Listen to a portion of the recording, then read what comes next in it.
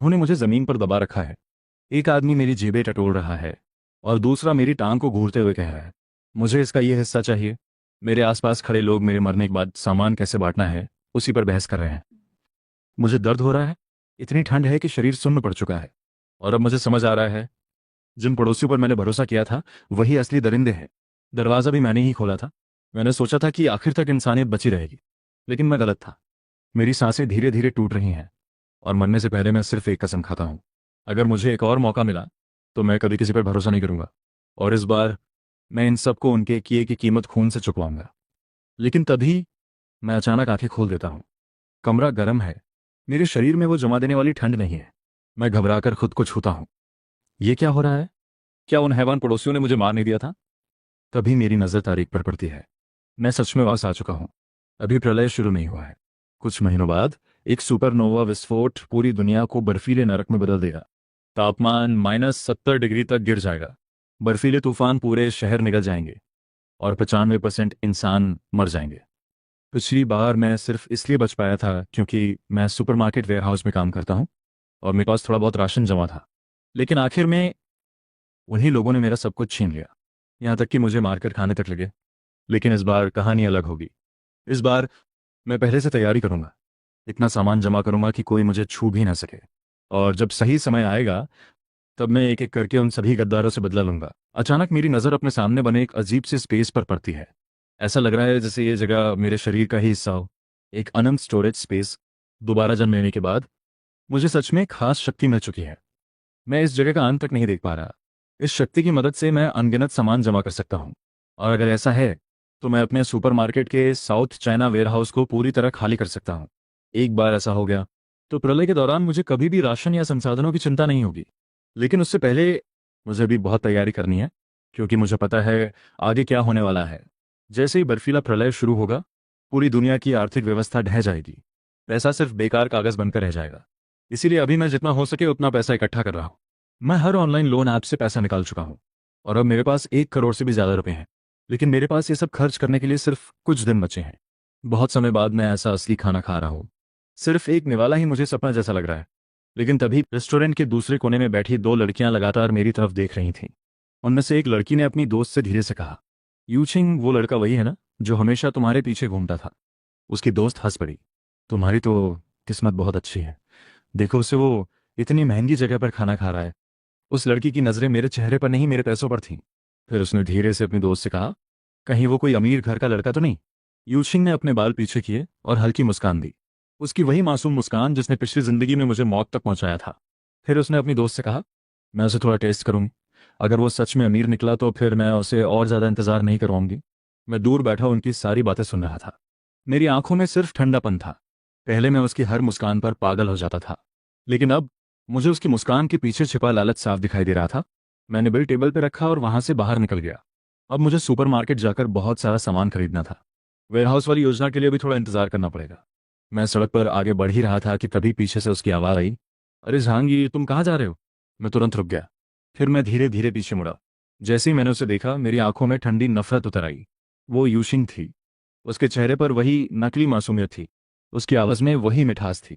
लेकिन मुझे अच्छी तरह याद था, पिछली जिंदगी में उसी लड़की ने लोगों को उकसाकर मेरी पसलियां तोड़वाई थीं। उस पल मेरे दिमाग में वो बर्फीली रात फिर घूम गई। मैं जमीन पर पड़ा दर्द से चीख रहा था और वो लड़की मेरे ऊपर खड़े होकर हंस रही थी। मेरे हाथ अपने आप कस गए। मैंने मन ही मन उससे कहा, इस बार मैं तुम्हें इतनी आसानी से मरने नहीं दूंगा। लेकिन बाहर से मैंने हल्की मुस्कान दिखाते हुए उससे कहा, मैं बस सुपरमार्केट जा रहा हूँ, थोड़ा सामान खरीदना है।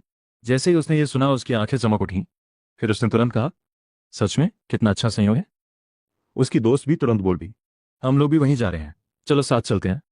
फिर दूसरी लड़की मुस्कुराकर बोली, वैसे भी हम सब एक ही सोसाइटी में रहते हैं, अगर तुम्हें किसी मदद की जरूरत होगी तो हम तुम्हारी मदद कर देंगे।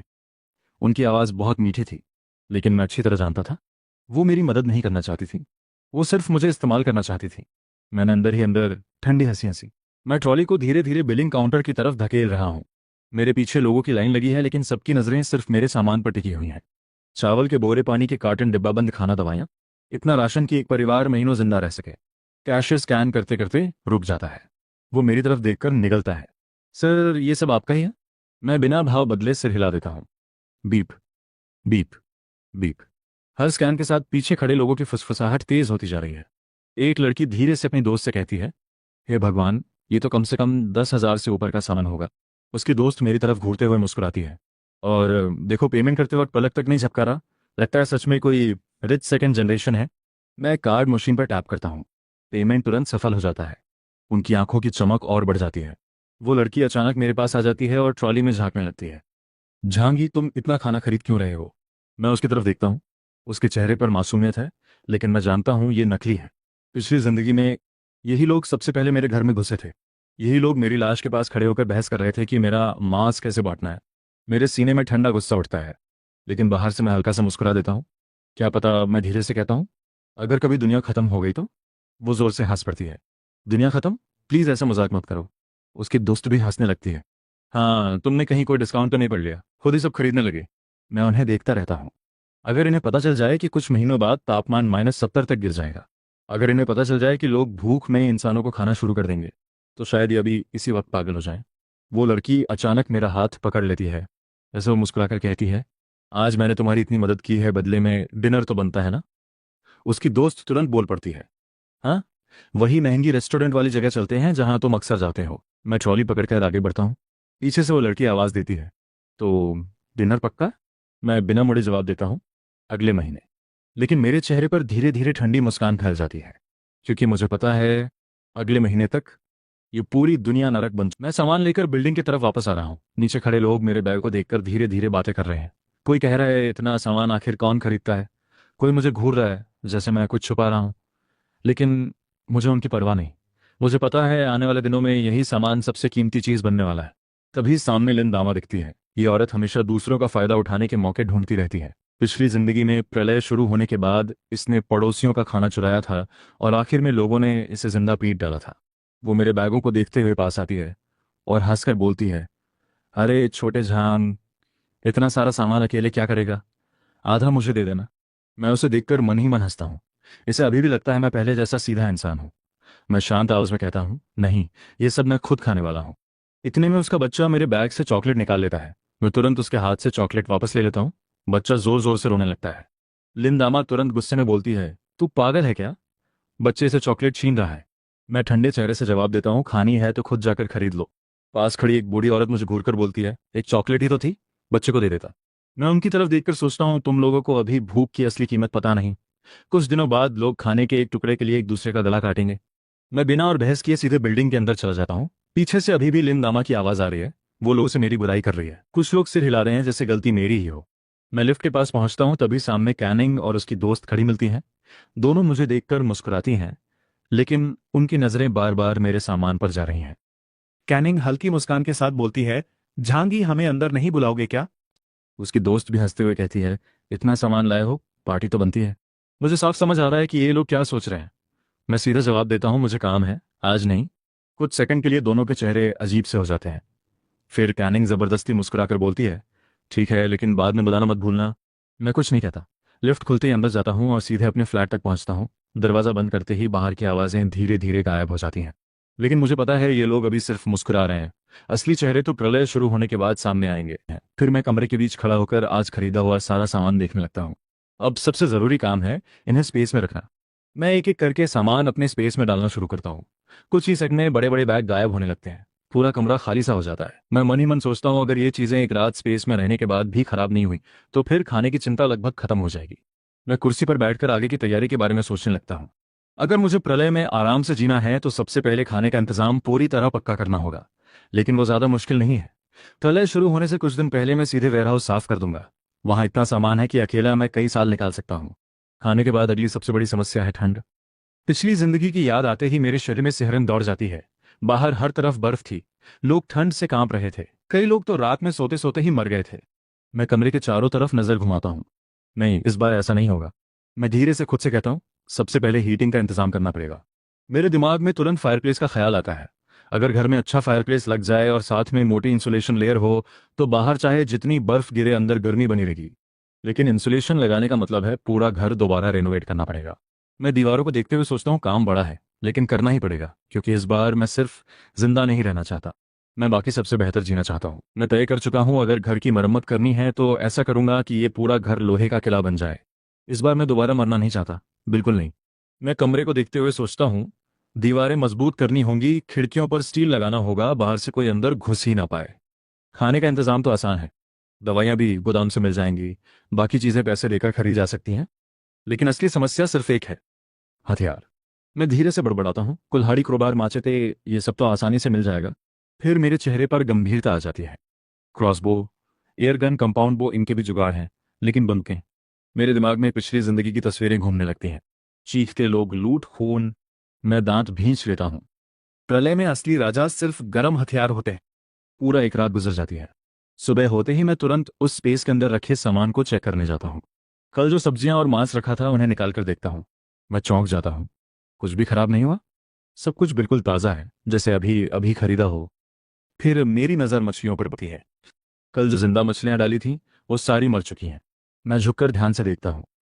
मरी हुई हैं, लेकिन सड़ी नहीं। मेरी आंखें धीरे धीरे चमकने लगती हैं। मतलब ये स्पेस चीज़ों को खराब नहीं होने देता। इसमें प्रिजर्व करने की ताकत है। मैं तुरंत सोच में डूब जाता हूँ। बस एक कमी है, इसमें जिंदा चीज़ें नहीं रह सकती। लेकिन अगले ही पल मेरे दिमाग में नया ख्याल आता है। मैं हल्का सा मुस्कुराता हूँ। अगर खाना ताज़ा रह सकता है तो पका हुआ खाना भी हमेशा गर्म और फ्रेश रह सकता है। मैं फ़ोन उठाता हूँ और बड़े होटल का नंबर डायल करता हूँ।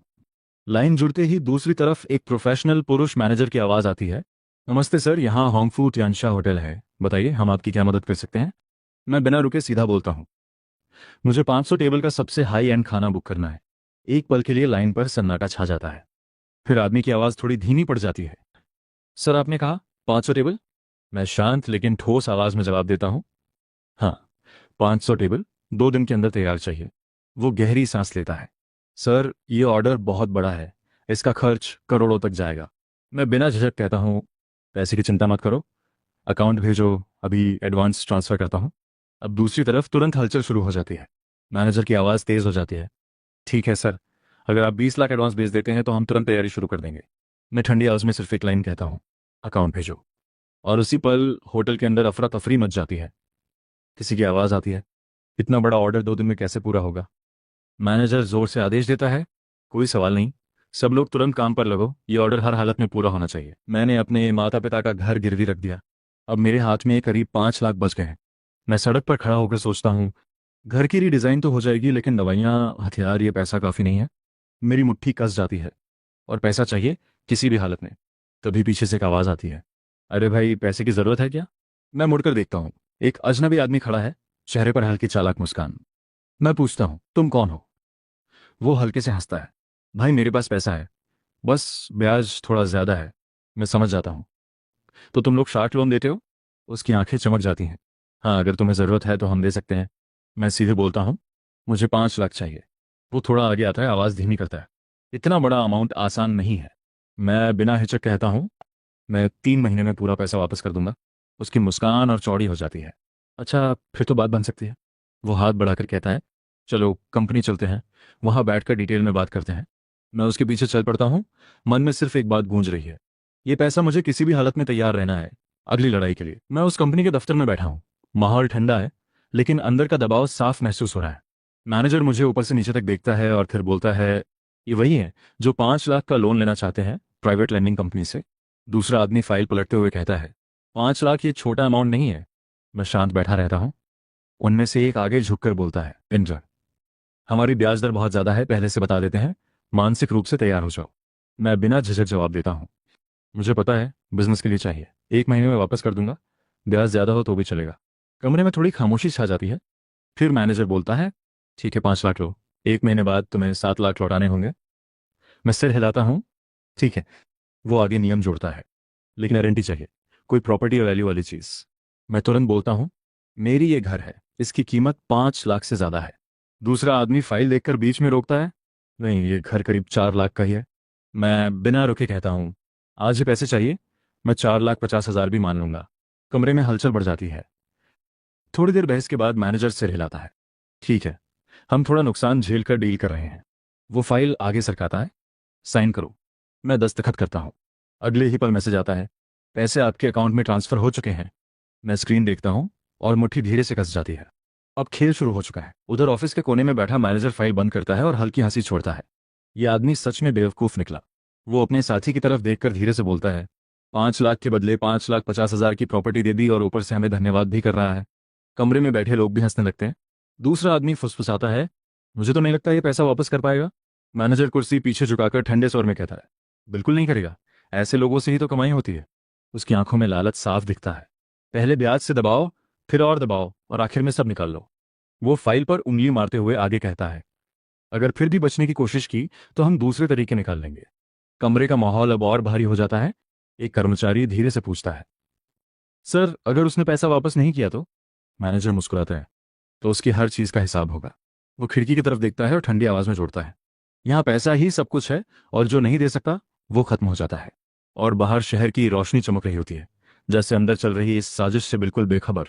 मैं थोड़ा रुककर सामने खड़े आदमी को देखता हूँ।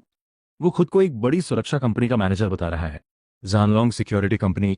वो बोलता है, सर हम आपको दुनिया की सबसे हाई लेवल सिक्योरिटी सर्विस दे सकते हैं। मैं शांत स्वर में कहता हूँ, मुझे एक ऐसा सुरक्षा घर चाहिए जो किसी भी हालत में टूट ना सके, यहाँ तक कि दुनिया खत्म हो जाए तब भी। मैनेजर तुरंत सिर हिलाता है, हमने ऐसे प्रोजेक्ट पहले भी बनाए हैं, टॉप लेवल सुरक्षित बंकर और सिक्योर हाउस। वो फाइल खोलकर सामने रखता है। पूरा ढांचा स्टील एलॉय से मजबूत किया जाएगा, खिड़कियों में bullet proof glass, air system को फिल्टर और सील किया जाएगा, चारों तरफ सीसीटीवी और मोशन डिटेक्शन। मैं धीरे धीरे तस्वीरें देखता हूँ। उसकी आवाज तेज हो जाती है, दरवाजे मल्टी लेयर सिक्योर होंगे, कोई भी अंदर नहीं घुस पाएगा। मैं हल्का सिर हिलाता हूँ, मतलब पूरा घर एक लोहे का किला बन जाएगा। वो उत्साहित होकर बोलता है, हाँ सर, अगर आप इसमें हथियार सिस्टम और सिक्योर अपग्रेड जोड़ दें तो ये सच में एक फोर्ट्रेस बन जाएगा। मैं खिड़की से बाहर देखता हूँ, मन में एक ही विचार चलता है, अब मेरा घर सिर्फ घर नहीं रहेगा। अब आप इस किले के बारे में और कुछ समझना चाहते हैं क्या? मैनेजर मुझे ध्यान से देखता है। मैं हल्की ठंडी मुस्कान के साथ जवाब देता हूँ, मैंने बाहर भी काम किया है, मैं भाड़े का सैनिक रह चुका हूँ। कमरे का माहौल थोड़ा दे जाता है।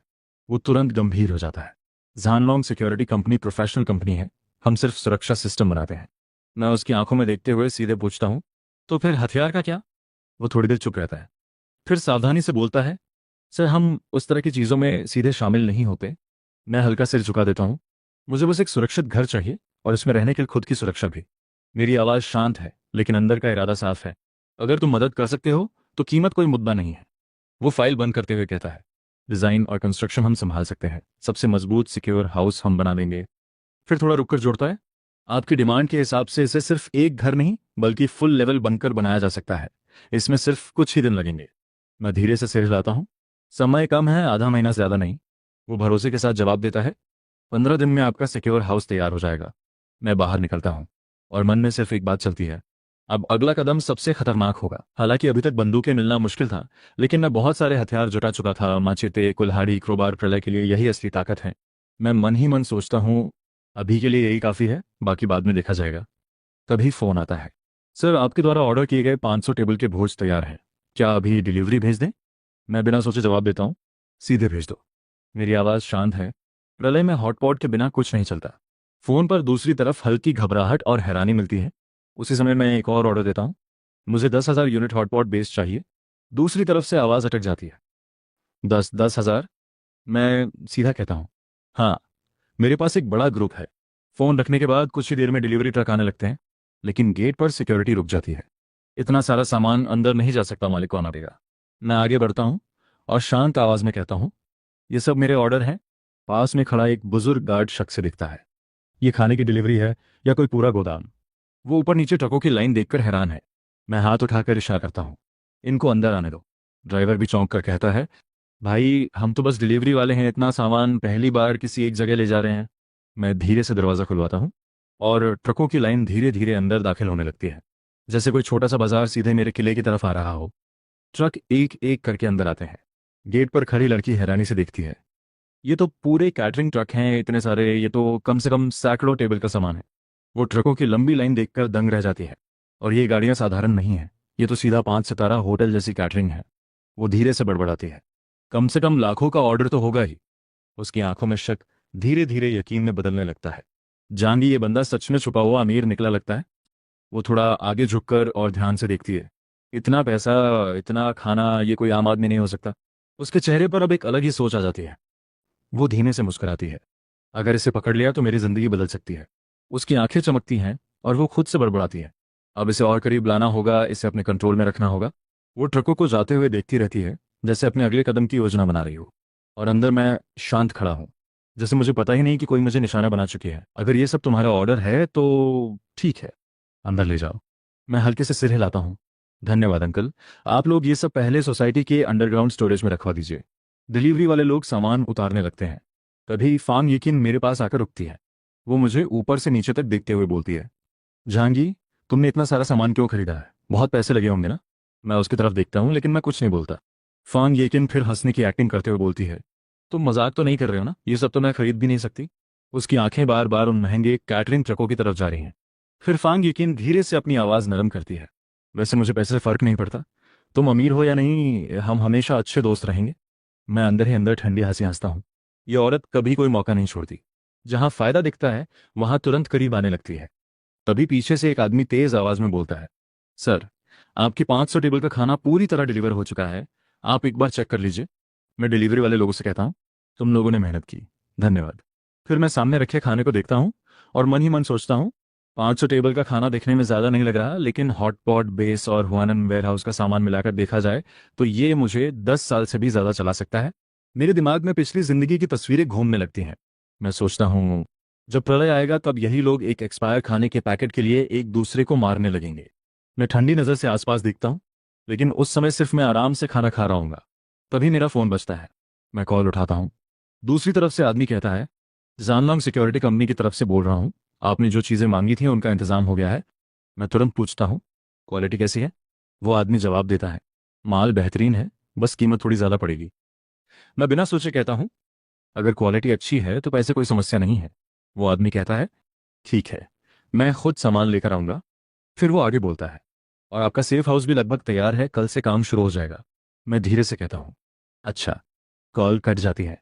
मैं फ़ोन नीचे रखता हूँ और मन ही मन सोचता हूँ, कल पहले सुपरमार्केट के गोदाम जाना होगा। मैं होनान वेयरहाउस के अंदर खड़ा होकर चारों तरफ देखता हूँ। मैं मन ही मन सोचता हूँ, यहाँ सिर्फ खाना नहीं है, यहाँ हर तरह का सामान है, कपड़े, पानी, रोजमर्रा की चीजें, प्रलय में जिंदा रहने के लिए जो चाहिए सब यहाँ मौजूद है। मैं अपनी मुट्ठी कसता हूँ। प्रलय आने से पहले मुझे यहाँ का सारा सामान अपने स्पेस में डालना होगा। लेकिन तभी मुझे एक कमी याद आती है। मैं सोचता हूँ, बस एक चीज कम है, खास दवाइयाँ। फिर अचानक मुझे कुछ याद आता है। मैं हल्का सा मुस्कुराता हूँ। अच्छी बात यह है कि बगल में ही मेडिकल कंपनी का गोदाम है।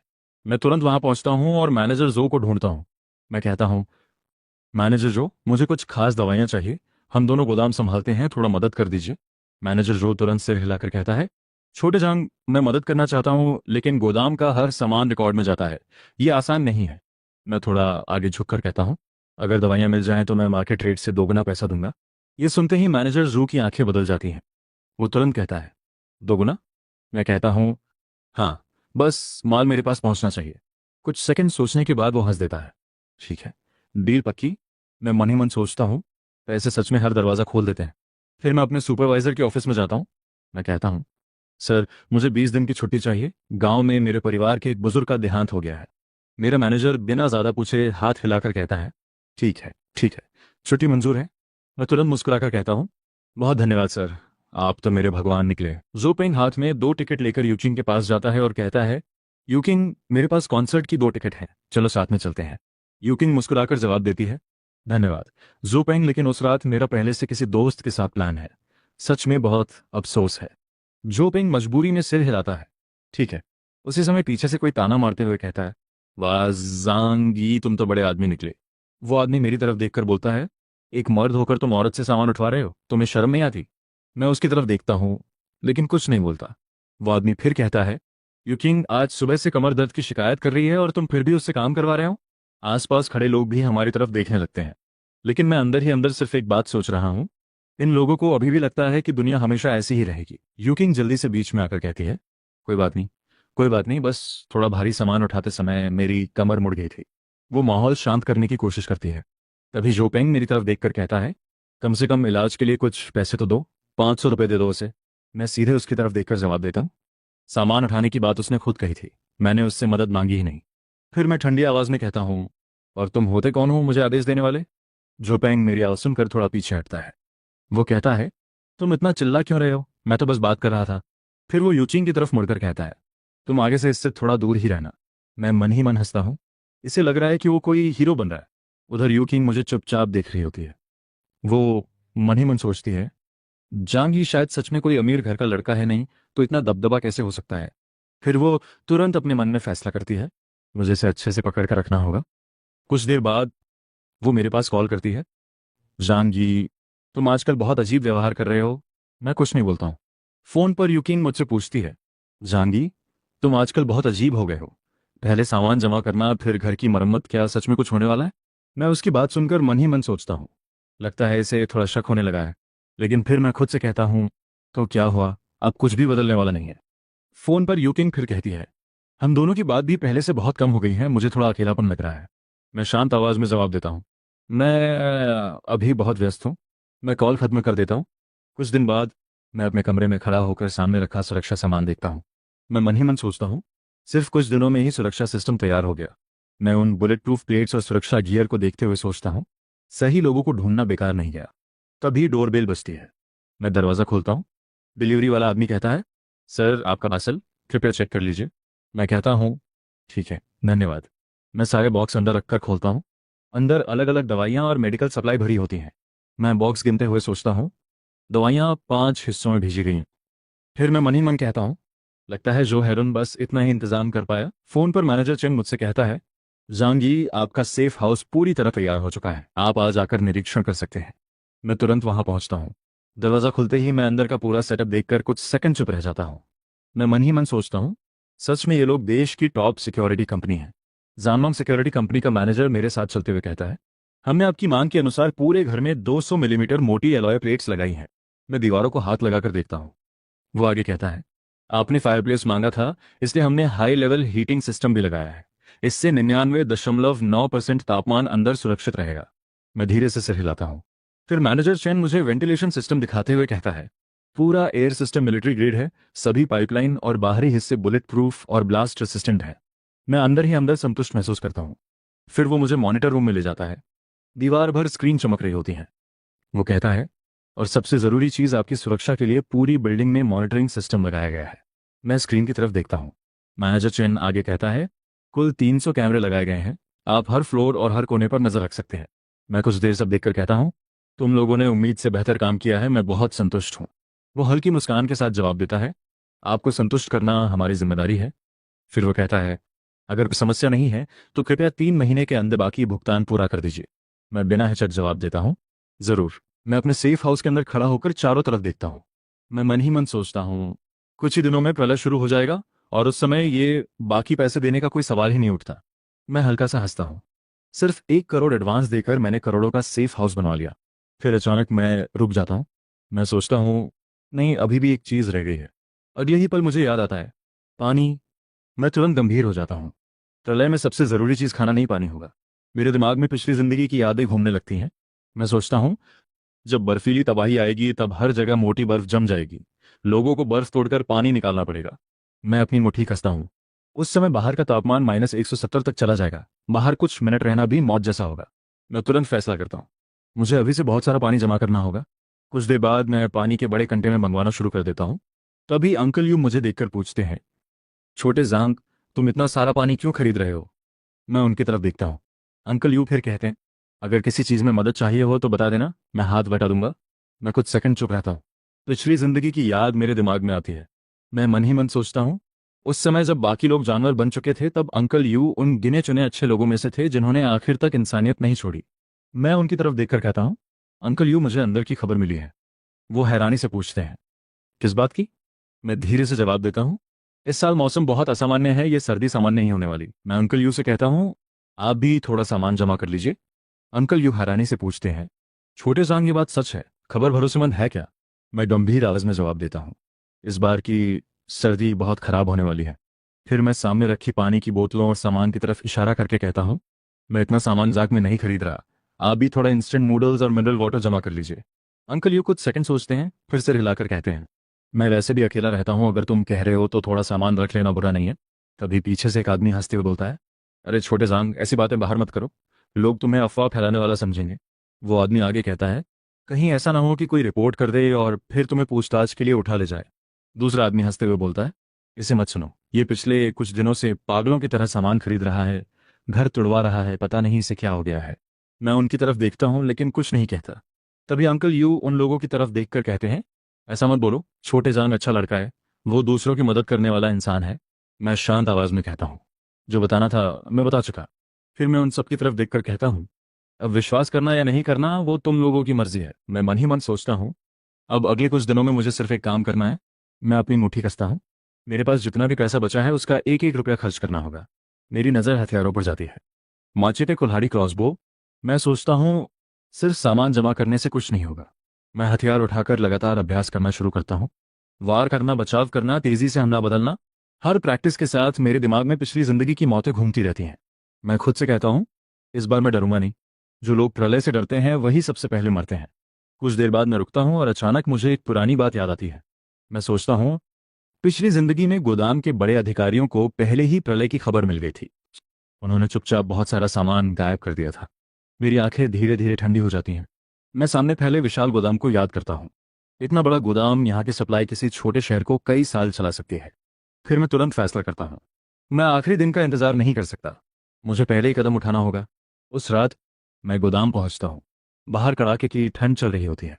मैं हाथ में चाय लेकर मजदूरों की तरफ जाता हूँ और कहता हूँ, सब लोग मेहनत कर रहे हो, पहले थोड़ी चाय पी लो। एक आदमी तुरंत कप पकड़कर कहता है, अरे मैनेजर जान, आपने तो सही समय पर चाय ला दी। दूसरा आदमी अपने हाथ रगड़ते हुए कहता है, सच में अंदर सामान उठाते उठाते शरीर गर्म रहता है, लेकिन बाहर आते ही हाथ सुन्न हो जाते हैं। मैं हल्का सा मुस्कुराता हूँ, लेकिन अंदर ही अंदर मैं पूरी योजना गिन रहा हूँ। मैं सोचता हूँ, मैं जानबूझकर आज जल्दी वापस आया। अगर आज गोदाम में कुछ होता है तो शक सीधे मुझ पर नहीं जाएगा। मैं धीरे धीरे पीछे हटता हूँ। मेरे पैरों में अब पहले से बड़े साइज के जूते हैं, हाथों में मोटे दस्ताने। मैं मन ही मन कहता हूँ, कोई भी सबूत पीछे नहीं छोड़ना है। फिर मैं कंट्रोल रूम की तरफ देखता हूँ।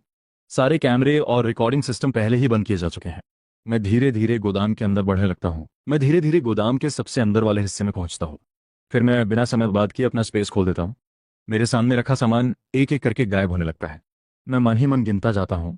ड्रिंक्स, ईंधन, खाना, स्पोर्ट्स इक्विपमेंट, जो भी मेरी नज़र में आता है मैं सब अपने स्पेस में डालता जाता हूँ। मैं सोचता हूँ, वैसे भी प्रलय आने के बाद ये चीज़ें आम लोगों तक कभी नहीं पहुँचेंगी, तो इन्हें छोड़ने का कोई मतलब नहीं। मैं खुद से कहता हूँ, बेहतर है ये सब मेरे काम आए। कभी मेरी नज़र एक कोने पर पड़ती है। मैं रुक जाता हूँ। ये क्या है? मैं तेज़ी से उस तरफ जाता हूँ। मेरे सामने कई बड़े बॉक्स रखे होते हैं। मैं एक बॉक्स खोलता हूँ और मेरी आंखें चमक उठती हैं। ठंड से बचाने वाले सूट। मैं तुरंत पहचान जाता हूँ, ये इस साल की नई टेक्नोलॉजी है। मैं सूट को हाथ में लेकर सोचता हूँ, पिछली जिंदगी में बर्फीले प्रलय के बाद यही सबसे कीमती चीज़ों में से एक बन गया था। सुना था ये -100 डिग्री से भी नीचे का तापमान सह सकता है। फिर मेरी नज़र दूसरे बॉक्स पर जाती है, और ये कोल्ड रेसिस्टेंट स्लीपिंग बैग। मैं तुरंत कहता हूँ, ये भी ले जाऊंगा। एक एक करके सारे बॉक्स मेरे स्पेस में गायब होने लगते हैं। पूरा गोदाम धीरे धीरे खाली होता जाता है। कुछ देर बाद मैं लंबी सांस छोड़ता हूँ। आखिरकार काम खत्म हुआ। मैं पीछे मुड़कर खाली पड़े विशाल गोदाम को देखता हूँ और बाहर निकल जाता हूँ। सुबह होने के बाद गोदाम के ऑफिस में अचानक हड़बड़ी मच जाती है। एक कर्मचारी भागते हुए अंदर आता है और चिल्लाता है, मैनेजर, मैनेजर, जल्दी उठिए, बहुत बड़ी मुसीबत हो गई। नींद में डूबा सुपरवाइजर गुस्से में उठता है। क्या हुआ? वो कर्मचारी कांपती आवाज में कहता है, गोदाम गोदाम पूरा खाली हो गया है। सुपरवाइजर की आंखें फैल जाती हैं। क्या मतलब खाली हो गया? कर्मचारी हाँफते हुए बोलता है, सारा सामान गायब है, एक भी चीज नहीं बची। गोदाम के अंदर पूरी अफरा तफरी मच जाती है। एक कर्मचारी घबराकर चिल्लाता है, ये आखिर हुआ क्या है? गोदाम का इतना सारा सामान कहाँ गया? दूसरा आदमी जल्दी से बोलता है, हाँ, यहाँ का सामान अगर बड़े ट्रकों से भी ले जाया जाता तो कई दिन लग जाते। एक और कर्मचारी खाली पड़े रैक देखकर कांपती आवाज में कहता है, लेकिन यहाँ तो सब कुछ सिर्फ 2 घंटे में गायब हो गया। ऑफिस के अंदर सबके चेहरे सफेद पड़ चुके हैं। एक सुपरवाइजर जोर से कहता है, यह मामला बहुत अजीब है, जल्दी ऊपर वालों को खबर करो। सब लोग तुरंत फोन मिलाने लगते हैं। उधर मैं अपने सेफ हाउस में शांत बैठा हूँ। फोन पर लगातार हड़बड़ाई आवाजें आ रही हैं। एक आदमी कहता है, होनान वेयर हाउस का पूरा सामान गायब हो गया। दूसरा आदमी चिल्लाकर कहता है, इतना बड़ा गोदाम 2 घंटे में खाली कैसे हो सकता है? फोन पर घबराहट बढ़ती जाती है। अब क्या करेंगे? मैं चुपचाप कुर्सी पर बैठा रहता हूँ। मैं मन ही मन सोचता हूँ, चाहे वो लोग जितनी भी जांच कर लें उन्हें कुछ नहीं मिलेगा। अब मुझे सिर्फ घर में रहकर इंतजार करना है। कुछ दिन बाद आया, टीवी और मोबाइल पर अचानक इमरजेंसी अलर्ट आने लगते हैं। 12 दिसंबर, गामा रेडिएशन के प्रभाव से वैश्विक तापमान तेजी से गिर रहा है।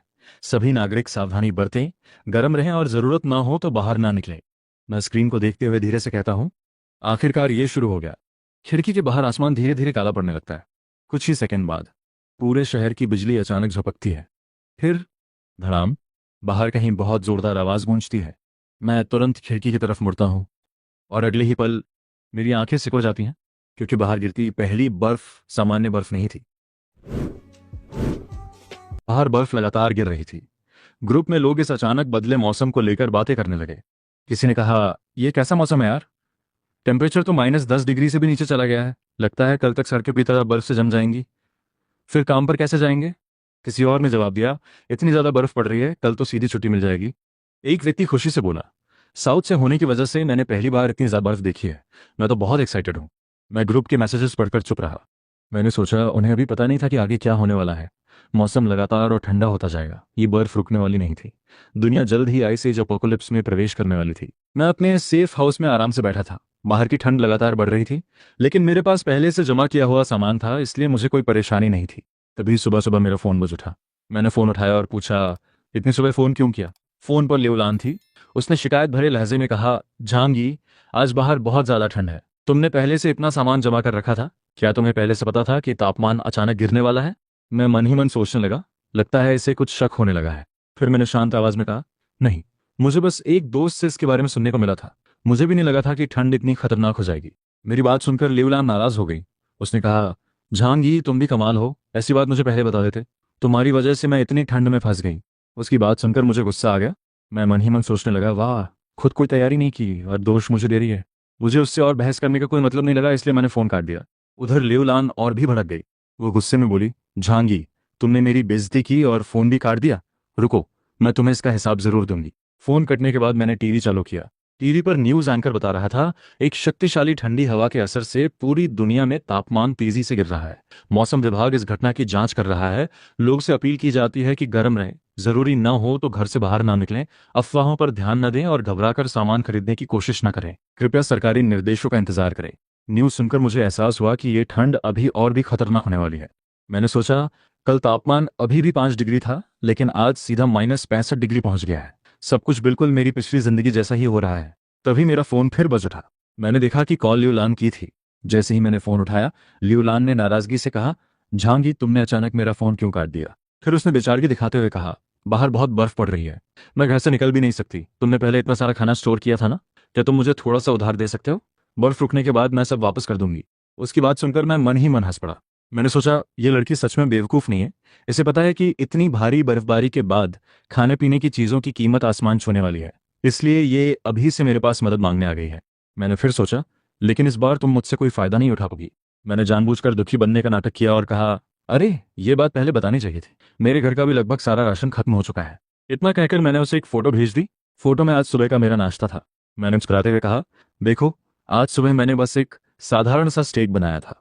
असल में वह कोई साधारण स्टेक नहीं था, वह सबसे महंगे टॉप ग्रेड वाग्यू बीफ का स्टेक था, और उसके साथ कई लाख रुपए की रेड वाइन रखी हुई थी। उधर फोटो देखते ही लियोलान की आंखें फटी की फटी रह गईं।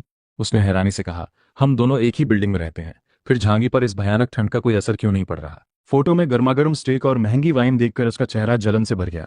वो मन ही मन सोचने लगी, मैं यहाँ ठंड से मरने वाली हूँ और झांगी वहाँ राजा जैसी जिंदगी जी रहा है। मैंने जानबूझकर उसे अपनी शानदार नाश्ते की फोटो भेजी और उसके जवाब का इंतजार करने लगा।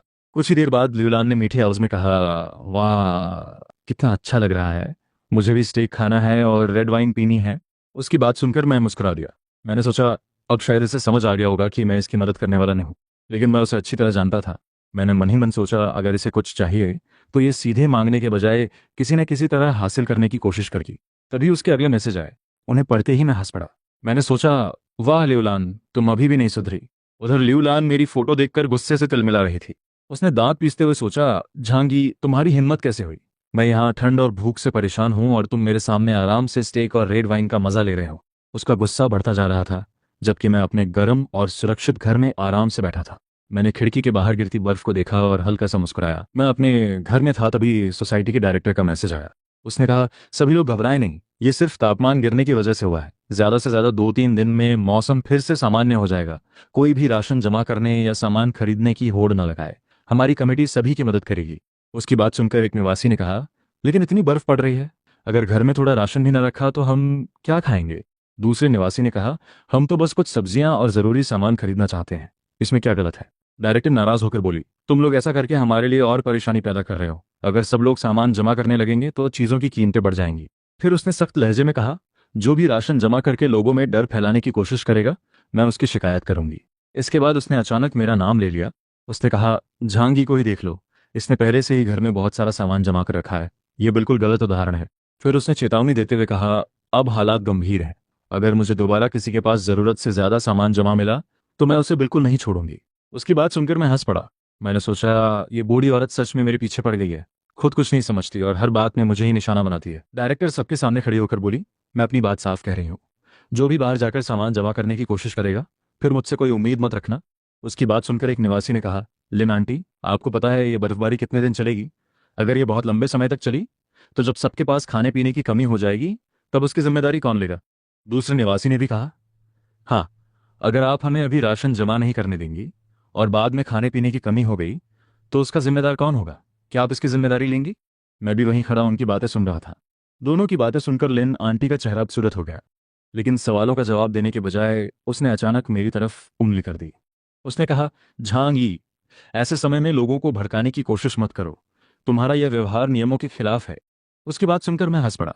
मैंने कहा, इतना बड़ा इल्जाम मत लगाइए, मैं ऐसा कोई आरोप अपने सिर नहीं लेना चाहता। फिर मैंने कंधे उचकाते हुए कहा, वैसे भी बाहर इतनी ठंड है कि आप मुझे बाहर जाने के लिए कहेंगी तो भी मैं नहीं जाऊंगा। आप लोग जो करना चाहते हैं कीजिए। इतना कहकर मैं मुड़ा और वापस अपने घर की तरफ चल दिया। मैंने सोचा, ये लोग अभी भी सोच रहे हैं कि ये बर्फबारी जल्द खत्म हो जाएगी। बहुत जल्द इन्हें सच्चाई पता चल जाएगी। मैं घर वापस आ गया था। मैंने सोचा, इस लिन आंटी को सच में अपनी औकात का अंदाजा नहीं है। मौका मिलते ही मुझे निशाना बनाती रहती है। लगता है मेरे खिलाफ कुछ करने का प्लान बना रही है, लेकिन मुझे उसकी परवाह नहीं थी। मैंने सोचा, आज मुझे ना तो खाने की चिंता है, न नौकरी की और न ही किसी रिश्तेदारी की। ऐसी जिंदगी सच में मज़ेदार है। तभी मेरे फ़ोन पर फिर एक मैसेज आया। मैंने देखा कि मैसेज फिर से लिन आंटी का था। उसने कहा, झांगी, बाहर की सारी सड़कें बर्फ से बंद हो चुकी हैं। तुम अपने औजार लेकर नीचे आओ और बर्फ साफ करने में मदद करो। मैसेज पढ़कर मैं चिढ़ गया। मैंने सोचा, आज इसने जानबूझकर ग्रुप में 2 बार मेरा नाम लिया है। क्या ऐसे कोई और काम नहीं है? फिर मैंने खिड़की से बाहर देखा। मैंने सोचा, बर्फ इतनी गहरी है कि पहली मंजिल तक लगभग दब चुकी है। ऐसे में बाहर जाकर बर्फ साफ करने का क्या फायदा? जब तक हम थोड़ा साफ करेंगे तब तक ऊपर से और बर्फ गिर जाएगी। मैंने आगे सोचा, और इतनी ठंड में अगर कोई थोड़ी देर भी बाहर रहा तो सीधा बर्फ का पुतला बन जाएगा। अगर बर्फ साफ करनी भी है तो कम से कम बर्फबारी रुकने के बाद करनी चाहिए। मैंने कोई जवाब नहीं दिया, लेकिन मेरी चुप्पी देखकर लिन आंटी और भड़क गई। उसने कहा, झांगी, तुम्हारा ये रवैया क्या है? क्या तुम्हें हर बात में मेरा विरोध करना ही है? फिर उसने ग्रुप में कहा, मैं कमेटी की तरफ से आदेश देती हूँ कि तुम तुरंत नीचे आकर बर्फ साफ करो। अभी आपदा का समय है। जो भी आदेश मानने से इनकार करेगा वह कमेटी के नेतृत्व का विरोधी माना जाएगा। उसने आगे कहा, जब यह बर्फीली आपदा खत्म होगी तब ऐसे लोगों का हिसाब किया जाएगा। उसकी बात सुनकर मैं हंस पड़ा। मैंने सोचा, इसे लगता है कि कमेटी की पहचान के दम पर यह जो चाहे कर सकती है। फिर मेरा चेहरा ठंडा पड़ गया। मैंने सोचा, लेकिन अब दुनिया पहले जैसी नहीं रही। ये कोई सामान्य समय नहीं है। मैंने मुट्ठी भींच ली। अगर इसे लगता है कि मैं पहले की तरह चुपचाप सब सहता रहूंगा तो ये इसकी सबसे बड़ी गलतफहमी है। आज मैं इसके साथ पूरी तरह से हिसाब साफ कर दूंगा। मैंने कहा, लिन आंटी की बात सही है, बर्फ साफ करना ज़रूरी है, लेकिन हमारी सोसाइटी में इतने लोग रहते हैं, फिर हर बार आप सिर्फ मुझे और कुछ लोगों को ही क्यों बुलाती हैं? क्या आपको लगता है कि हम लोग आसान निशाना है? मैंने आगे कहा, जब भी कोई काम होता है आप उन्हीं लोगों को ढूंढती हैं जो चुपचाप आपकी बात मान लेते हैं। फिर उन लोगों को क्यों नहीं बुलाती जिनसे आप डरती हैं? क्या उनके सामने आपकी बोलती बंद हो जाती है? मेरी बात सुनकर कई लोग सहमत हो गए। एक निवासी ने कहा, बिल्कुल सही, हर बार सीधे सादे लोगों को ही पकड़ लिया जाता है। दूसरे निवासी ने कहा, अगर इतना ही जरूरी है तो चेन झिंगहाओ और शू हाओ को क्यों नहीं बुलाती? मैंने सोचा, छठी मंजिल के 601 में रहने वाला चेन झिंगहाओ एक बड़ा दबंग है। उसके नीचे सैकड़ों लोग काम करते हैं। और 8वीं मंजिल के 802 में रहने वाला शुहाओ एक अमीर घर का लड़का है। उसके परिवार के शहर के बड़े अधिकारियों से संबंध है। मेरी बात सुनकर लिन आंटी का चेहरा गुस्से से लाल हो गया। उसने कहा, अगर तुम नहीं करना चाहते तो मत करो, करने वालों की कमी नहीं है। तुम में जरा भी समाज के लिए कुछ करने की भाव नहीं है। तुम तो हमारी सोसाइटी के सबसे बड़े मुसीबत खड़े करने वाले व्यक्ति हो। फिर उसने धमकी देते हुए कहा, अगर तुमने लोगों को भड़काने वाली ऐसी बातें दोबारा कहीं तो मैं पुलिस को बुलाऊंगी। उसकी बात सुनकर मैं हंस पड़ा। मैंने कहा, अगर आप इतनी ही सक्षम हैं तो जाइए और चेन झेंगहाओ और शू हाओ को नीचे बुलाइए। उन्हें कहिए कि वे आकर बर्फ साफ करें। ये कहते हुए मेरी आंखों में ठंडापन आ गया।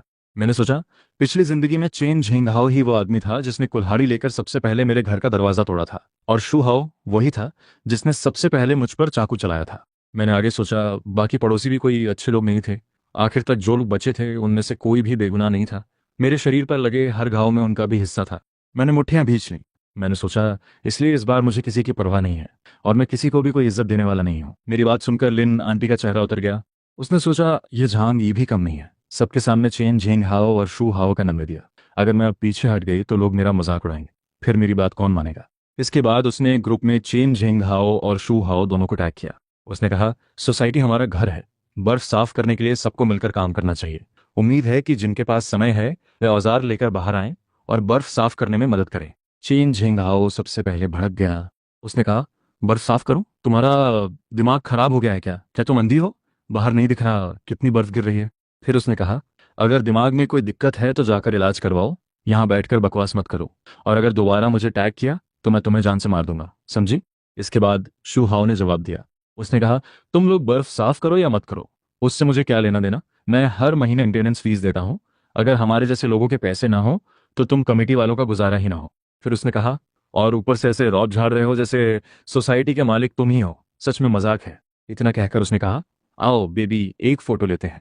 फिर उसने कहा मैं अपने माता पिता के सहारे जीता हूँ, लेकिन क्या मेरी तुलना इन गरीब लोगों से की जा सकती है? और ये लोग मुझे बर्फ साफ करने का आदेश देना चाहते हैं। उसने आगे कहा जिसे बर्फ साफ करनी है वो करे, तुम लोगों को तो अभी भी बाहर जाकर पैसे कमाने हैं। बर्फ साफ होने के बाद मैं तो जितनी जल्दी हो सके इस जगह से निकल जाऊंगा। उधर लिन आंटी गुस्से से भर गई। उसने सोचा सब झांग ही की वजह से हुआ है, इसी ने मेरा सारा प्लान खराब कर दिया। हरामी, बदमाश, पागल। अगर पहले वाला समय होता तो मेरे पास इसे सबक सिखाने के बहुत तरीके थे। तभी मेरा फोन बज उठा। मैंने कहा क्या चेन झिंगहाओ मुझे फोन क्यों कर रहा है? मैंने फोन उठाया तो दूसरी तरफ चेन झिंगहाओ था। उसने गुस्से में कहा झांगी मरना है क्या तुझे? किसने कहा था ग्रुप में मेरा नाम लेने के लिए? फिर उसने कहा तू चेन झिंगहाओ को उकसा रहा है, जीना नहीं है क्या? मेरे पास 100 तरीके हैं जिनसे मैं तेरा यहाँ रहना मुश्किल कर सकता हूँ, समझा? मैं उसकी बकवास चुपचाप सुनता रहा। उसने कहा तू है क्या चीज, मेरे सामने रौब मत झाड़। फिर उसने कुछ गालियां दी और फोन काट दिया। मैंने भी बिना कुछ कहे उसका नंबर ब्लॉक कर दिया। मोकिल। कुछ देर बाद बाहर से जोर जोर से दरवाजा पीटने की आवाज आने लगी। चेन झेंगाओ चिल्लाया झांगी बाहर निकल। फिर उसने कहा अभी ग्रुप में बड़ा हीरो बन रहा था ना, हिम्मत है तो बाहर आ। मैंने कोई जवाब नहीं दिया। वह और भड़क गया। उसने कहा बाहर नहीं आएगा? ठीक है, मैं दरवाजा तोड़कर अंदर आ जाऊंगा, फिर देखता हूँ तुझे कैसे छोड़ता हूँ। मैंने सोचा इतनी जल्दी मार दूंगा तो मजा क्या आएगा, ऐसे कचरे को आसानी से मरने देना बहुत बड़ी मेहरबानी होगी। मैंने हथियार उठाया और उसका निशाना लॉक कर लिया। मैंने सोचा चलो देखते हैं इसका असर कैसा होता है। अगले ही पल हमला सीधा उसकी टांग में जा लगा। चेन झिंग हाओ दर्द से चीख उठा। मैंने सोचा अच्छा निशाना लगा। टांग पूरी तरह आर पार हो गई। मैंने आगे सोचा -70 डिग्री से भी कम तापमान में इसकी ये टांग अब बेकार हो चुकी है। दवाइयां नहीं है इसलिए संक्रमण होना भी तय है। चेन झिंगहाओ की दर्द भरी चीखें बाहर गूंज रही थीं। मैंने सोचा अब ये ठंड और दर्द में तड़प तड़प कर मरेगा, यही इसकी सबसे सही सजा है। फिर मैं हंस पड़ा। हा हा। चेन झिंगहाओ दर्द से जमीन पर गिर पड़ा। उसने सोचा ये तीर आखिर आया कहाँ से? मैंने नहीं सोचा था कि झांग ये इतना निर्दयी निकलेगा। अगर ऐसे ही चलता रहा तो मेरी हालत खराब हो जाएगी। मुझे जल्दी किसी को ढूंढना होगा जो मेरा इलाज कर सके। उसने तुरंत फोन निकाल लिया, लेकिन एक के बाद एक कॉल करने पर भी कोई फायदा नहीं हुआ। उसने कहा जल्दी उठाओ। फोन से बस यही आवाज आ रही थी, आप जिस नंबर पर कॉल कर रहे हैं वह इस समय व्यस्त है। कई बार कोशिश करने के बाद भी कोई जवाब नहीं मिला। उसने गुस्से में कहा धत तेरे की, फिर व्यस्त। फिर उसने सोचा इतनी भारी बर्फबारी में तो अस्पताल भी बंद पड़े हैं, लगता है अब मुझे खुद ही कुछ करना होगा। उसने घर में मौजूद सामान निकाला और अपनी टांग पर पट्टी बांधनी शुरू कर दी। उसने सोचा पहले किसी तरह खून रोकना होगा, घाव बहुत गहरा है। अच्छी बात है कि घर में कुछ जरूरी औजार मौजूद है। फिर उसने अपनी घायल टांग की तरफ देखा। उसने सोचा वैसे भी इतनी ठंड में पूरी टांग सुन हो चुकी है, एनेस्थीसिया की भी जरूरत नहीं पड़ेगी। दर्द और गुस्से से उसका चेहरा विकृत हो गया। उसने दांत पीसते हुए कहा झांगी मैं तुझे मार डालूंगा, किसी भी कीमत पर मार डालूंगा। कुछ देर बाद वो फिर चिल्लाया झांगी हरामजादे मेरा इंतजार कर, अगर मैंने तुझे नहीं मारा तो मेरा नाम चेन झिंगहाओ नहीं। अब सवाल यह है क्या चेन झिंगहाओ अपनी टूटी हुई टांग के बावजूद झांगी से बदला ले पाएगा, या फिर झांगी की अगली चाल चेन झिंगहाओ की जिंदगी का आखिरी अध्याय साबित होगी। और जब इन दोनों दुश्मनों का आमना सामना होगा तो आखिर जीत किसकी होगी, ये जानने के लिए चैनल को सब्सक्राइब जरूर करें, क्योंकि कहानी अभी और भी ज्यादा खतरनाक मोड़ लेने वाली है। चेन झिंगहाओ ने दांत भींचकर सोचा अब खुद ही इलाज करना पड़ेगा। पहले टांग बांध लेता हूँ। अच्छी बात है कि ठंड की वजह से पूरी टांग सुन्न हो चुकी है। फिर वो गुस्से में चिल्लाया झांगी मैं तुझे जरूर मारूंगा, अगर तुझे नहीं मार पाया तो मेरा नाम चेन झिंगहाओ नहीं। मैंने सोचा कुत्ते आपस में लड़े तो बेहतर है, वैसे भी दोनों के अच्छे इंसान नहीं है। उधर लियू लान ने सोचा अगर चेन झिंगहाओ झांगी को सबक सिखा दे तो अच्छा ही है। मैंने उसे खाने का सामान मांगा था, लेकिन उसने मुझे कुछ नहीं दिया। मैंने ठंडे सुर में कहा, तू आखिर है क्या चीज? सिर्फ भौंकना आता है। अगर दोबारा मुझे परेशान किया तो तेरी दूसरी टांग भी बेकार कर दूंगा। एक निवासी ने हैरानी से कहा, क्या झांगी ने सच में चेन झेंगहाओ से दुश्मनी मोल ले ली? दूसरे ने कहा, क्या उसने सच में चेन झेंगहाओ की एक टांग खराब कर दी? चेन झेंगहाओ गुस्से से पागल हो गया। उसने चिल्लाकर कहा, झांगी, बस मेरा इंतजार कर, मैं तुझे जरूर मार डालूंगा। फिर उसने अपने आदमियों को फोन किया। उसने कहा, अभी के अभी सब हथियार लेकर यूएलयू सोसाइटी पहुंचो। आज उस झांगी को खत्म कर दो। उसने दांत पीसते हुए कहा, अगर आज उसे नहीं मारा तो आगे मेरा नाम कौन लेगा? कुछ देर बाद उसके आदमी मेरे दरवाजे के बाहर पहुंच गए। उन्होंने चिल्लाकर कहा, दरवाजा खोल। एक ने कहा, आज अगर हमने तुझे नहीं मारा तो हमारा नाम भी नहीं। दूसरे ने कहा, अगले साल आज के दिन तेरी बरसी होगी। वे लगातार दरवाजा तोड़ने की कोशिश करते रहे। एक आदमी चिल्लाया, जोर से मारो, खाना नहीं खाया क्या? दूसरे ने कहा, पूरी ताकत लगाओ। लेकिन काफी देर बाद भी दरवाजा नहीं टूटा। एक आदमी हैरानी से बोला, यह दरवाजा पूरा लोहे का है क्या? दूसरे ने कहा, इतना मोटा दरवाजा मैंने कभी नहीं देखा, इसे तोड़ेंगे कैसे? तीसरा बोला, इस आदमी के आखिर कितने दुश्मन हैं जो इसने ऐसा दरवाजा लगवाया है? एक और आदमी ने कहा, नहीं, इसे छोड़ नहीं सकते। हमने हाउ भाई से वादा किया है, पहले इसे अधमरा करेंगे फिर वापस ले जाएंगे। फिर वे दरवाजे के बाहर खड़े होकर चिल्लाने लगे। उन्होंने कहा, झांगी, अगर हिम्मत है तो बाहर निकल। मैंने सोचा, मेरे सुरक्षित घर का दरवाजा तोड़ना इनके बस की बात नहीं है। चेन झेंग हाओ के आदमियों ने दरवाजा तोड़ने से पहले तैयारी कर रखी थी। उनमें से एक ने कहा, हाओ भाई ने पहले ही बता दिया था कि इस लड़के के पास दूर से तीर चलाने का तरीका है। अच्छी बात है कि हम तैयारी करके आए। तभी अचानक एक चीख गूंज उठी। एक आदमी दर्द से चिल्लाया, दर्द हो रहा है, बहुत दर्द हो रहा है, मैं मर जाऊंगा। बाकी लोग घबरा गए। एक ने कहा, चलो जल्दी यहां से निकलो। कुछ ही देर में बाकी लोग वहां से भाग गए। मैंने देखा कि बाहर फिर से सन्नाटा छा गया। मैंने सोचा, आखिरकार अब कोई परेशान करने वाला नहीं बचा। एक घायल आदमी दर्द से कराहते हुए बोला, कोई मुझे बताएगा कि आखिर हुआ क्या था? वह झांगी बहुत चालाक निकला। उसने हम पर पानी फेंक दिया। इतनी ठंड में हम उसे बिल्कुल बर्दाश्त नहीं कर पाए। दूसरे आदमी ने कहा, और उसके घर का दरवाजा भी पता नहीं किस चीज का बना है। हम इतनी देर तक उसे तोड़ते रहे, लेकिन सिर्फ थोड़ा सा पेंट ही उखड़ा। चेन झिंगहाओ ने कहा, सच कहूं तो जब मैंने पहले दरवाजा तोड़ने की कोशिश की थी तब भी मुझे लगा था कि वह बहुत मजबूत है। फिर उसने कुछ देर सोचकर कहा, लगता है दरवाजा तोड़ने का तरीका काम नहीं करेगा, लेकिन कोई बात नहीं, चाहे उसका घर लोहे का किला ही क्यों ना हो, कोई ना कोई कमजोरी जरूर होगी। उसने ठंडे स्वर में कहा, मुझे नहीं लगता कि वह पूरी जिंदगी घर में छिपकर बैठा रहेगा। फिर उसने अपने आदमियों को आदेश दिया। उसने कहा, तुम लोग आसपास निगरानी रखो, जैसे ही झांग ये घर से बाहर निकले तुरंत उसे मार डालना।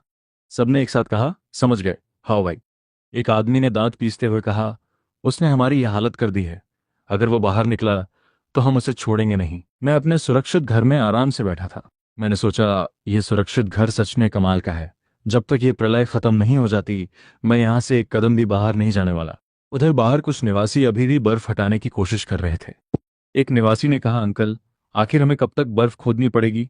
दूसरे ने कहा, हाँ, अभी तक तो रास्ता भी नहीं खुला। हम जितनी बर्फ हटाते हैं उससे ज्यादा फिर गिर जाती है। एक और निवासी ने कहा, बर्फ बहुत तेजी से गिर रही है। कुछ देर बाद एक बुजुर्ग निवासी ने कहा, सब लोग थक गए होंगे, आज के लिए बस करो, घर जाओ और आराम करो। यह सुनकर सब लोग धीरे धीरे वापस लौट गए। मैंने सोचा, लगता है इन्हें भी समझ आ गया है कि सिर्फ इंसानी ताकत के भरोसे इस बर्फीली आपदा का सामना नहीं किया जा सकता। फिर मैंने खिड़की के बाहर गिरती बर्फ को देखा। मैंने सोचा, इस बर्फीली आपदा की भयावहता इंसानों की कल्पना से कहीं ज्यादा है। प्रकृति के सामने इंसान की ताकत आखिर कितनी छोटी है। मैंने अपने स्पेस से खाने का सामान निकाला और खाना बनाना शुरू कर दिया। कुछ ही देर में गर्मागर्म स्टेक, तली हुई झींगे और बाकी पकवान तैयार हो गए। मैंने खाना टेबल पर सजाया और खाने ही वाला था कि तभी मेरे फोन पर एक नया मैसेज आया। मैंने फोन उठाकर देखा। मैसेज फांग यूचिंग का था। उसने कहा, झांगी, तुम ठीक हो ना? मैंने कहा, मैं बिल्कुल ठीक हूँ। उसने कहा, अच्छा, यह सुनकर राहत मिली। मैंने सोचा, फांग यूचिंग इस समय मुझे मैसेज कर रही है, लेकिन यह उसकी भलाई नहीं हो सकती। इसके पीछे जरूर कोई और मकसद है। कुछ देर बाद उसने कहा, हमारे घर में खाने का सामान लगभग खत्म हो गया है। मुझे याद है कि तुमने काफी सामान खरीदा था, क्या थोड़ा सा मुझे दे सकते हो? बाद में मैं तुम्हें खाना खिलाऊंगी। मैंने सोचा, जैसा मैंने सोचा था, इसका कोई और ही मकसद है। पिछली बार सुपरमार्केट में इसने और लिन शाइनिंग ने भी काफी सामान जमा किया था, सिर्फ 2 दिन में ही सब खत्म हो गया। मैंने अपने सामने रखे खाने की एक फोटो खींची और उसे भेज दी। मैंने कहा, मेरे पास भी ज्यादा कुछ नहीं बचा है, देखो मैं तो रोज बस यही खाता हूँ। उधर फोटो देखते ही फांग यूशिंग का चेहरा बिगड़ गया। उसने सोचा, धत्त तेरे की, झांग ई का मतलब क्या है? क्या वह जानबूझकर मुझे चिढ़ा रहा है? लेकिन फोटो में दिख रहा खाना देखकर उसकी आंखें चमक उठीं। उसने सोचा, जहांगी के घर में अभी इतना अच्छा खाना बचा हुआ है।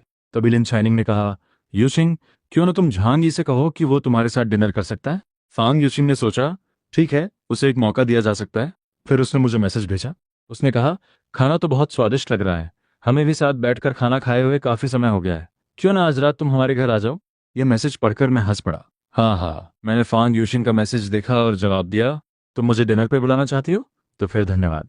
उधर मेरा जवाब पढ़ते ही फांग यूचिंग का चेहरा बिगड़ गया। उसने सोचा, यह झांगी सच में एहसान नहीं पहचानता।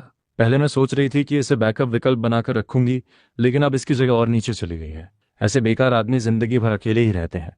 तभी लिन शाइनिंग ने कहा, झांग ये कितना बेवकूफ है, देखो अब यूशिंग नाराज हो गई है।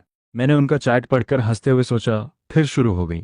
एक अच्छी बनने का नाटक कर रही है, दूसरी बुरी बनने का। लिन शाइनिंग ने कहा, जरा सोचो, अभी यूशिंग के पास खाने की कमी है। अगर तुम उसे थोड़ा खाना दे दो तो 2 वक्त की रोटी के बदले यूशिंग तुम्हारी हो सकती है। ये तो फायदे का सौदा है। मैंने सोचा, इन दोनों ने लोगों को बेवकूफ बनाना अच्छी तरह सीख लिया है। कुछ देर जवाब न मिलने पर लिन शाइनिंग ने कहा, यह क्या रवैया है? फिर उसने फांग यूचिंग से कहा, यूचिंग देखो तो झांगी का क्या मतलब है? फांग यूचिंग ने ठंडे स्वर में कहा, झांगी कौन है? आगे से उसके बारे में मेरे सामने बात मत करना। लिन शाइनिंग ने कहा, यूचिंग, झांगी अगर समझदार नहीं है तो क्या हुआ, तुम्हारे पास और भी चाहने वाले। फांग यूचिंग ने कहा, वे तो बैकअप बनने लायक भी नहीं है। लिन शाइनिंग ने कहा, फिलहाल हम कुछ कर भी नहीं सकते, अभी के लिए उसका इस्तेमाल कर लेते हैं और उससे अपने काम निकलवा लेते हैं। फांग यूशिंग ने सिर हिलाते हुए कहा, तुम सही कह रही हो। फिर उसने मन ही मन कहा, झांगी बस इंतजार करो। उसी समय अचानक पूरी इमारत अंधेरे में डूब गई। एक निवासी ने घबराकर कहा, क्या हुआ, बिजली चली गई? दूसरे ने कहा, हमारे घर में भी बिजली नहीं है। तीसरे ने कहा, हमारे यहाँ तो पानी भी बंद हो गया है। एक और निवासी बोला, हमारे घर में भी न बिजली है न पानी। किसी ने घबराकर कहा, इतनी ठंड में अगर हीटर और एसी नहीं चले तो हम कैसे जिएंगे? दूसरे ने कहा, हाँ, अब तो गर्म रहने का भी कोई तरीका नहीं बचा। एक बुजुर्ग ने चिंता से कहा, पता नहीं ऊपर वाले अधिकारी इस बारे में कुछ करेंगे भी या नहीं। दूसरे ने कहा, अगर ऐसा ही चलता रहा तो लोग ठंड से मरने लगेंगे। मैंने ये सब देखा और सिर हिलाया। मैंने सोचा, इस समय अधिकारियों के लिए हर किसी की मदद करना असंभव है। इस प्रलय में अगर किसी को जिंदा रहना है तो उसे खुद पर ही भरोसा करना होगा। मैंने सोचा, आज से ही असली प्रलय शुरू हुई है। उधर कई घरों में खाने का सामान खत्म होने लगा था। एक निवासी ने घबराकर कहा, हमारे घर में भी ज्यादा खाना ही बचा है।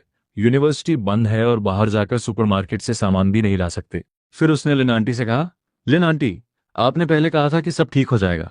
आपकी बात मानकर ही मैं सामान खरीदने नहीं गया था। अब हम क्या करेंगे? लिन आंटी का चेहरा उतर गया। उसने कहा, मुझे क्या पता था कि हालात इतने खराब हो जाएंगे। फिर उसने कहा, सुना है कि ये बर्फीला तूफान लाखों साल में एक बार आने वाली आपदा है। शायद हम एक और महाविनाश का सामना कर रहे हैं। उसने आगे कहा, इतने बड़े पैमाने पर संकट आया है कि ऊपर वाले भी सबकी मदद नहीं कर सकते। कई बड़े शहर पहले ही बुरी तरह प्रभावित हो चुके हैं। कुछ देर रुककर उसने कहा, अब अगर हमें जिंदा रहना है तो खुद पर निर्भर रहना होगा। सबसे जरूरी चीज है खाने का सामान और गर्म रहने के लिए ईंधन जमा करना। मैंने सोचा, लगता है लिन आंटी भी अब अपनी असली सोच दिखाने लगी है। उधर लिन आंटी मन ही मन सोच रही थी, मैंने पहले ही कमेटी के नाम पर सामान इकट्ठा करना शुरू कर दिया है। जब तक लोगों पर मेरा असर है, मुझे पहले अपनी सुरक्षा सुनिश्चित करनी होगी। तभी एक घर में एक बच्चा कांपते हुए बोला, दादी बहुत ठंड लग रही है, मम्मी पापा कब वापस आएंगे? बच्चे की दादी ने उसे सीने से लगाते हुए सोचा, मुझे किसी भी हालत में शाहू को जिंदा रखना है। जब तक लोगों को असली हालात का पता नहीं चलता, मुझे भी कुछ सामान जुटाना होगा। इसी बीच लिन आंटी ने ग्रुप में एक नया संदेश भेजा। उसने कहा, सभी निवासी ध्यान दें, यह आपदा सिर्फ अस्थायी है। पानी और बिजली की मरम्मत का काम शुरू हो चुका है। फिर उसने कहा, सरकारी आदेश के अनुसार इस विशेष परिस्थिति में हमारी कमेटी सोसाइटी का एकीकृत प्रबंधन करेगी। सभी लोग हमारे काम में सहयोग करें। उसने सख्त लहजे में कहा, अगर कोई सहयोग नहीं करेगा और उसकी वजह से गंभीर परिणाम होंगे तो बाद में हम पुलिस से कार्रवाई करवाएंगे। मैंने ये संदेश पढ़ा और हल्का सा मुस्कुराया। मैंने सोचा, अब लोग डरने के बजाय सवाल पूछना शुरू करेंगे। असली तमाशा तो अभी शुरू हुआ है। सब कुछ पिछली जिंदगी जैसा ही हो रहा है। मैंने सोचा, लिन आंटी फिर वही पुराना खेल खेल रही है। पिछली जिंदगी में भी ऐसा ही हुआ था। मैंने सोचा, कमेटी के सदस्य होने की वजह से उसके पास आम लोगों से ज्यादा जानकारी थी। जैसे उसे पता चला कि प्रलय आ चुकी है, उसने लोगों को बहलाने और डराने का तरीका अपनाया। उसका असली मकसद लोगों के हाथों में मौजूद सामान अपने पास इकट्ठा करना था। तभी ग्रुप में नया मैसेज आया। मैंने देखा कि लिन आंटी सीधे मुझे टैग कर रही थी। मैंने सोचा, लगता है अब उसकी नजर मुझ पर पड़ गई है। लिन आंटी ने कहा, शाहजहां, मुझे याद है कि तुमने पहले काफी सामान खरीदा था। फिर उसने कहा, अब जब सब लोग मुश्किल में हैं तो तुम्हारे लिए आगे आकर योगदान देने का समय आ गया है। मैंने सोचा पिछली जिंदगी में भी मैंने उसकी बातों पर भरोसा कर लिया था। मुझे लगा था कि यह बर्फीली आपदा ज्यादा दिन नहीं चलेगी, इसलिए मैंने अपने जमा किए हुए सामान का एक हिस्सा बाहर निकाल दिया था। मैंने सोचा, लेकिन उसका नतीजा क्या हुआ? उन लोगों ने मेरा धन्यवाद तक नहीं किया। आखिर में तो उन्होंने मुझे मार डाला और मेरे शरीर को ही खाने के लिए बांट लिया। तभी ग्रुप में किसी ने कहा, सामान सब में बराबर बांटना चाहिए। दूसरे ने तुरंत कहा, हाँ, ये तो बहुत अच्छी बात है, मेरे घर में तो खाने के लिए कुछ भी नहीं बचा है। फिर उसने लिन आंटी से कहा, लिन आंटी, जब सामान इकट्ठा हो जाए तो मुझे भी थोड़ा हिस्सा दे दीजिएगा। लिन आंटी ने मन ही मन कहा, छी, किसे बेवकूफ बना रहा है? तुम इतने सालों से गोदाम में काम कर रहे हो, तुम्हारे घर में भी जरूर काफी सामान छिपा हुआ होगा। फिर उसकी नजर मुझ पर टिक गई। उसने सोचा, झांग यही सबसे बड़ा निशाना है, अगर इसका मुंह खुलवा लिया तो जरूर काफी सामान मिल जाएगा। कम से कम मैं और शाहू कुछ दिन और जिंदा रह पाएंगे।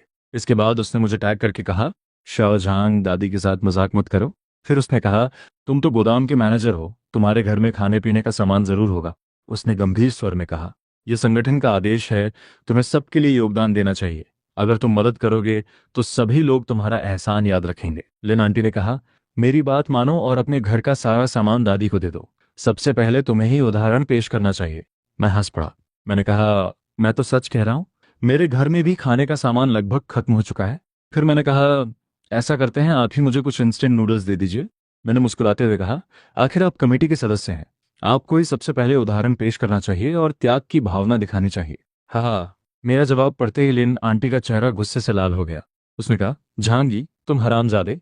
फिर उसने कहा, अगर तुमने अपना सामान देना जारी नहीं किया तो यह संगठन के खिलाफ जाने जैसा होगा। उसने उंगली दिखाते हुए कहा, बाद में मैं खुद तुम्हारा हिसाब करूंगी। मैंने उसकी बात पढ़ी और हंस दिया। मैंने कहा, संगठन का प्रतिनिधित्व? तुम तो बस कमेटी की एक कर्मचारी हो, कोई बड़ी अधिकारी भी नहीं हो। फिर मैंने कहा, हाथ में थोड़ा सा अधिकार क्या आ गया, खुद को बहुत बड़ा नेता समझने लगी हो। मैंने ठंडे स्वर में कहा, बुजुर्गों को डराकर अपनी बात मनवा सकती हो, लेकिन मेरे सामने यह सब नहीं चलेगा। फिर मैंने कहा, जो करना है कर लो, मैं इन घर में तुम्हारा इंतजार कर रहा हूँ। गॉग! लिन आंटी गुस्से से कांप उठी।